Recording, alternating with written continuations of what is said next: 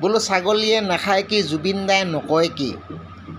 হে য'তে ত'তে জেং, এই চাবি বামুণক, এই চাবি লালুঙক, এই চাবি কিবা গোসাঁই মহন্তক, কত যে কি নিজকে কিবা ভগৱান বুলি ভাবে নেকি জুবিন দাই?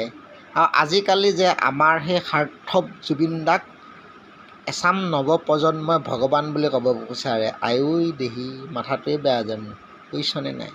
ভগৱান বোলে জুবিন, নকৈ থাকিব নোৱাৰিলোঁ, গতিকে কথাষাৰ কৈ দিলোঁ। ছাগলীয়ে নাখায় কি, জুবিন দাই নকয় কি?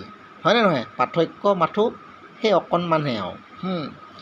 জুবিন অসমীয়া মানুহখিনিৰ কাৰণেহে জুবিন, তেওঁৰ সৃষ্টিৰাজিখিনিৰ কাৰণে জুবিন। কিন্তু জুবিনৰ এই ব্যৱহাৰ, ভাষা এইবিলাক একেবাৰে শোভা নোপোৱা কাম কিছুমান কয়, যাৰ কাৰণে জুবিনৰ আজিৰ তাৰিখত